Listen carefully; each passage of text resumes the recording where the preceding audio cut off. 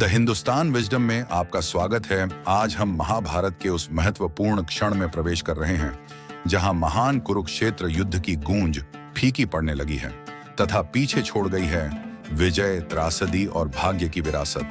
हम जिस कहानी का पता लगाने जा रहे हैं वह कुरु वंश के अंतिम जीवित उत्तराधिकारी परीक्षित और उनके लिए प्रतीक्षारत सिंहासन के भार पर केंद्रित है। अंतिम जिम्मेदारी उस पर आ गई, एक राजा जिसने पूरे राजवंश की आशाओं को अपने कंधों पर उठा रखा था। इस वीडियो को अंत तक अवश्य देखें। कुरुक्षेत्र का युद्ध समाप्त हो चुका था। विजयी होने के बावजूद युधिष्ठिर हताश थे। यह एक अभूतपूर्व युद्ध था। भारतवर्ष के अधिकांश राजा इसमें शामिल थे। ऐसा कहा जाता है कि युद्ध के 18 दिनों के अंत में भारतवर्ष योद्धा राजाओं से रहित हो गया था। दुर्योधन ने मरने से ठीक पहले मुस्कुराते हुए कहा था, मैंने एक शानदार जीवन जिया है और मृत्यु के बाद मैं अपने भाइयों के साथ मिल जाऊंगा। तुम जीवित रह सकते हो और जो कुछ खोया है उसके लिए शोक मना सकते हो। युधिष्ठिर वास्तव में विधवाओं से भरे राज्य के राजा बनने जा रहे थे। दोनों पक्षों के लिए विनाश समान था, हारने वाले और जीतने वाले के लिए।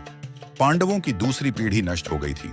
अभिमन्यु और इरावान, जो क्रमशः सुभद्रा और उलूपी से अर्जुन के पुत्र थे, भीम और हिडिंबा का पुत्र, घटोत्कच और द्रौपदी के 5 पुत्र सभी युद्ध में मारे गए। केवल अर्जुन और चित्रांगदा का पुत्र बभ्रुवाहन ही जीवित बचा था, वह भी इसलिए क्योंकि उसने युद्ध में भाग नहीं लिया था। पांडवों की एकमात्र आशा उत्तरा और अभिमन्यु के अजन्मे बच्चे पर टिकी थी। यह बालक जो कौरवों के वंश को आगे बढ़ाने वाला था, वह भी अश्वत्थामा के विश्वासघात के कारण नष्ट हो गया होता, जिसने उत्तरा के गर्भ पर ब्रह्मास्त्र चलाया था और उस अजन्मे बच्चे को लगभग मार डाला था। यह केवल कृष्ण की कृपा थी जिसने उस बालक को बचाया। कृष्ण ने उसका नाम परीक्षित रखा। वह बालक जो उस समय पैदा हुआ था जब कुरु वंश लगभग विलुप्त हो चुका था। इस युद्ध के 36 वर्ष बाद युधिष्ठिर अपने भाइयों और द्रौपदी के साथ राज्य त्याग कर अपने अंतिम दिन बिताने के लिए हिमालय चले गए।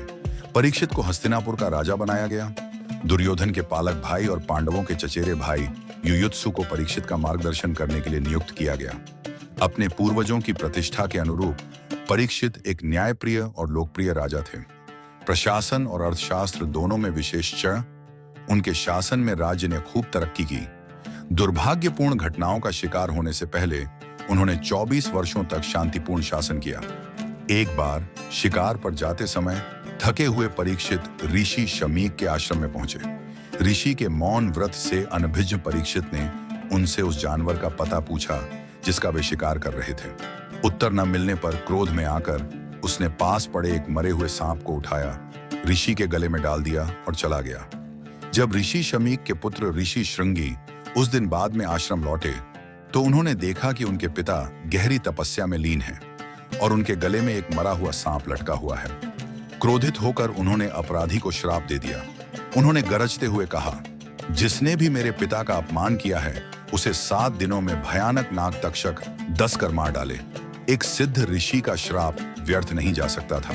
जैसा कि भविष्यवाणी की गई थी, तक्षक ने परीक्षित के लिए किए गए सभी सुरक्षा प्रबंधों को दरकिनार कर दिया और ऋषि शमीक के आश्रम में दुर्भाग्यपूर्ण घटना के ठीक 7वें दिन उन्हें दस लिया। परीक्षित की मृत्यु के बाद उनके पुत्र जनमेजय ने हस्तिनापुर की गद्दी संभाली। अपने पिता की मौत का कारण बनने वाली ताकतों से बदला लेने की गहरी इच्छा से प्रेरित होकर जनमेजय ने अपने पिता की मौत का बदला लेने की कसम खाई। जनमेजय ने कैसे बदला लिया और उसके बाद घटनाओं का जो नाटकीय मोड़ आया, उसके बारे में अधिक जानने के लिए पूरी कहानी अवश्य देखें। आई बटन पर क्लिक करें। अगर आपको यह वीडियो ज्ञानवर्धक लगा हो तो कृपया इस वीडियो को लाइक करें, अपने प्रियजनों के साथ शेयर करें और इस चैनल को सब्सक्राइब करें ताकि कोई भी अपडेट मिस न हो। इस वीडियो को देखने के लिए धन्यवाद।